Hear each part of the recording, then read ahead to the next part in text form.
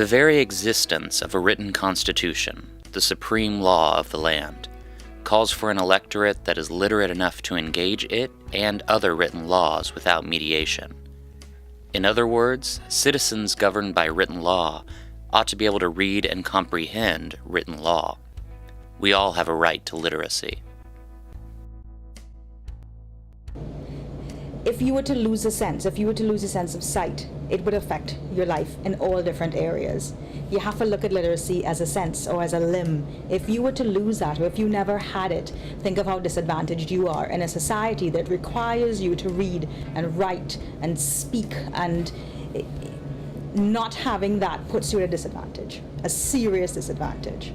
You know, but when you don't have no education, you think a lot of negative stuff, a lot, all the time. You can't think good because you don't know. You just don't know. You know, it's foreign to you. You never seen it. But when you started reading and discovering it, that's like a new world. You're discovering something and it's so good to you. I read books make me cry now. I read books make me laugh. In an effort to shine a light on the crisis of low literacy, the Right to Literacy campaign was born. Communities came together to pledge to raise awareness of the injustice facing thousands of students, young and old. They signed their pledge on a scroll which made its way across the country. It traveled across 89 cities in 32 states and collected over 35,000 signatures. A small delegation carried the scroll to Washington, D.C. They represent the thousands of advocates who support the right to literacy. We expected that people would sign it at the end of the day, and we would then move right on and get the scroll to the president's office. We didn't envision this sort of journey of, I think it's 32 states and 80-something cities. It's just really become very much of a grassroots initiative. And it's also the first time I've ever worked on something where literacy and lifelong learning has been the focus.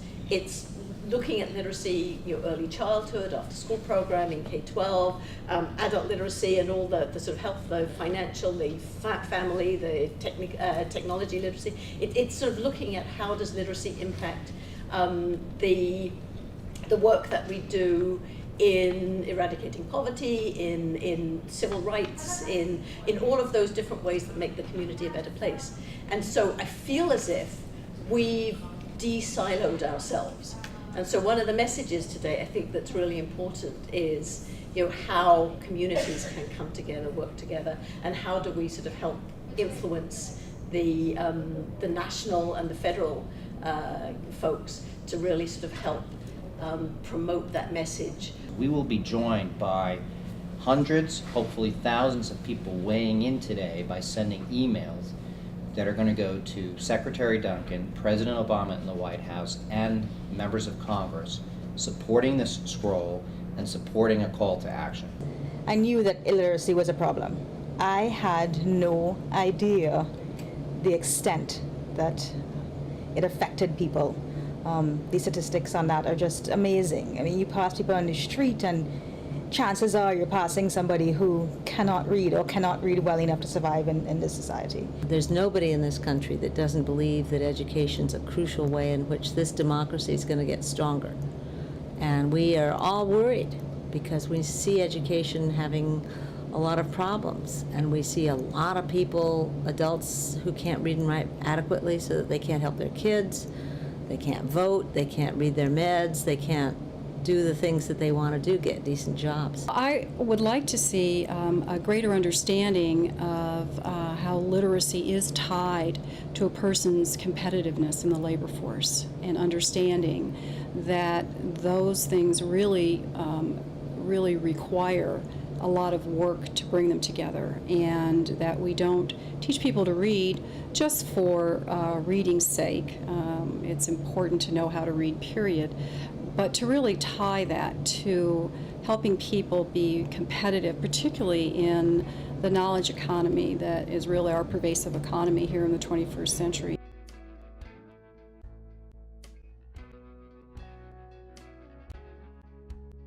The Right to Literacy scroll, I think, has been the most amazing grassroots literacy initiative that we have ever experienced. The scroll started at the conference, the Literacy Conference in Buffalo in upstate New York 15 months ago, and it has traveled all the way around the country. You can see it right here. There are 30,000 signatures on that scroll. It's very, very, very exciting. Everybody wanting to work together, to collaborate, to come together to improve literacy levels across the country. We have so many people who say, it is time, it is right. We want to ensure that everyone works together to improve literacy levels in the United States from early childhood right the way through to adults. This has been one of the most amazing grassroots initiatives we've ever seen. It's to see this many folks engaged around the topic of literacy and really pushing to bring awareness throughout the country about the importance of literacy and literacy development for all people.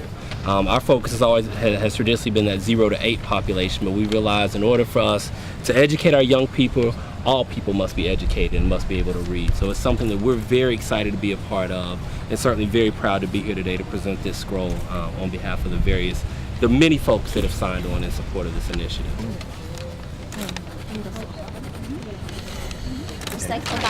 Yep, my pleasure to do that. I thought, why doesn't Congress get more involved in this? And particularly because, to a large extent, this has been an extraordinarily strong grassroots movement. This is one of the few areas, and I do want to thank my good friend Phil Rowe, who agreed to co-chair this caucus with me. Even in the midst of a very challenging and partisan election year, literacy is an area that Democrats and Republicans can agree on, because it truly is empowering to every individual to make sure that they can read and have access to each and every person's full potential. So thank you very, very much. One of the best things that could happen as a result of this campaign is really building the awareness and making sure that people all over the country are aware of the issue of literacy and how important it is to our communities. The awareness is a really big part of it. I think with awareness is going to come all the other components that we're missing. We're going to begin to understand how marginalized people are, Americans in their own country, how marginalized they are. As well, we're going to be able to get some of the funding that we really desperately need, especially at the grassroots level, to continue with our services. This Right to Literacy campaign is really a groundbreaking event that's been happening around the United States. It's been very grassroots focused. It's been an engagement with local providers and local adult learners and mayors and people from all walks of life. And I don't think we've seen anything quite like this in any recent memory in the adult literacy field. The right to literacy. I will not forget. All right. Because I'm going to help do this because I want to be a tutor too.